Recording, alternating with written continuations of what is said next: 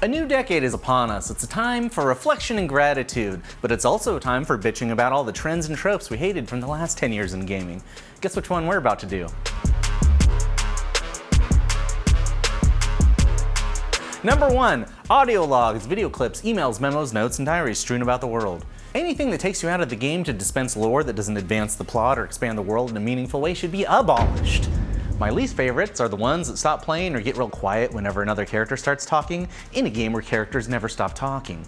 What about the ones that clip off when you reach a story checkpoint just inches away? Are you supposed to stand there and listen? I don't have time for that. I have to stand here and talk. These guys don't give up, do they? Cutscenes are sometimes even worse. Why don't they let you play them at 1.5 speed? That's the minimum speed at which you should be watching all video content, by the way.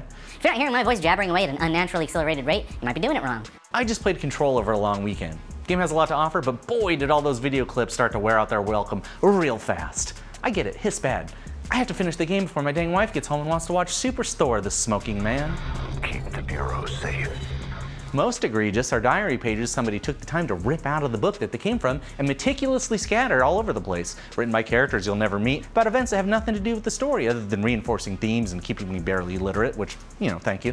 Am I really expected to connect in a significant way with a random stranger that inexplicably left a single long-winded journal page in a monster factory?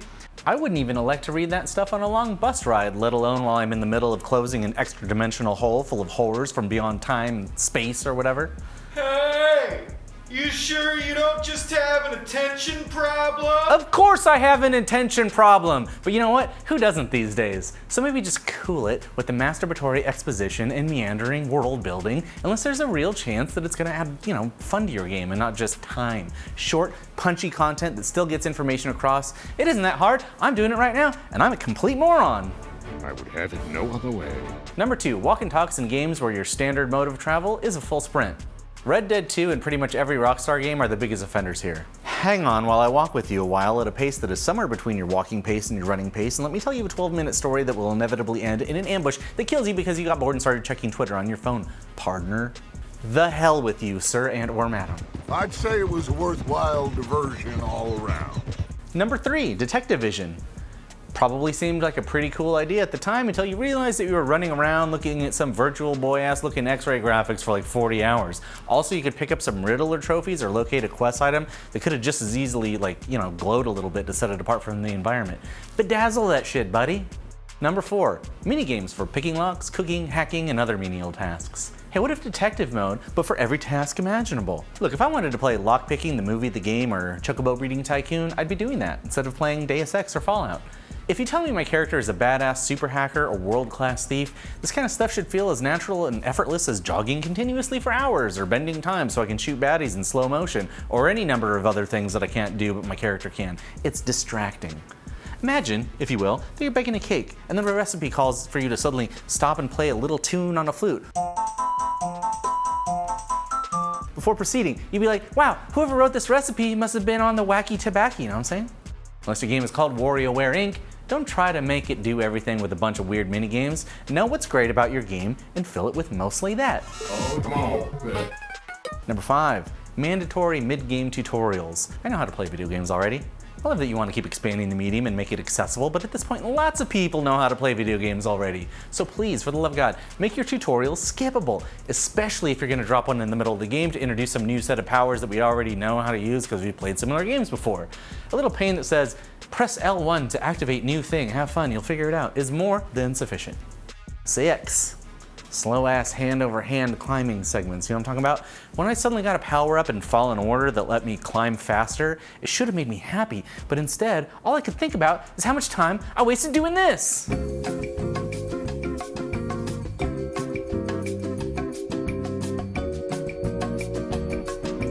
When I should have been scurrying around like a little force-powered insect or a video being watched at its appropriate speed. Every game with climbing is like this. Tomb Raider, Uncharted, Assassin's Creed, Zero Dawn. Pro tip, I didn't load up the game about prehistoric future people who fight robot dinosaurs because I wanted to climb rocks at a painfully realistic pace. Holy shit. Number 7, the Endgame Boss that shows up 5 minutes into the game to wreck you and then disappear for 30 hours. Stop showing off, you prologue-ass motherfucker. I know you can beat me. They just removed most of the abilities I started with or had in the last game. You know what? We'll see how cool you are in 30 hours when I'm done leveling up my dude and unraveling my mysterious destiny in the Forbidden City. Spoiler, it's to murder you. Number 8, crafting. If I wanted to make my own weapons, armor, items, shelters, and places to store those things, I'd be a game designer, not somebody who just paid $60 American for someone else to do that for me. If crafting is a core part of your game, great. If not, I say drop it. I get this is an acquired taste, like the Korean barbecue places that charge you $40 to cook your own dinner, but it's simply not for me. Number 9, spoken dialogue that you can't skip or lets you skip, but then uses that same button for select so that you immediately respond with whatever the first option in the dialogue tree is. Hello, Jeremy. Have I told you the good news about the bird people of the Chosen Ghost? It all began 3,400. Yeah, skip. The bird people then activated the crystal. Oh, that's a skip for me, dog. So what should we do? Skip, skip, skip, skip. Very well, although No. to me you are a trusted friend. Therefore I will shove the sacred shard of the crystal glyph of the Chosen Ghost into my asshole and leave forever, thereby preventing you from ever collecting the crystal glyph armor set you spent 20 hours grinding for. Weird flex, my dude. Number 10, repair mechanics, relationship maintenance, really maintenance of any kind. When you're a married adult with kids and a job, you find yourself responsible for enough daily maintenance to last a lifetime, buddy. Can my pretend relationships, weapons, and vehicles just, please just work? Do we really have to program entropy into the games? Does the inevitable decay and decline of all things need to be a feature? Because to be honest, I don't especially feel like brushing my avatar's teeth or giving my starship an oil change today. Do you? Those big, powerful Citadel arms giving you ideas, Commander? There we have it, 10 terrible tropes tackled in a reasonable time frame. So squeeze through the tunnel that masks the next area loading, past the explosive barrels no one would keep there for any reason, hop in the mine car for a needless on-rails turret shooting section, and meet me at the waypoint so we can defend it from wave after wave of enemies far longer than is fun. Or don't. And maybe the 2020s will be an even stronger decade for games than the 2010s were. Let us know your most hated gaming trope in the comments, and until next time I get all pissy about something and make a whole video about it, keep it locked to IGN. I'm your pal Jeremy. See you in hell.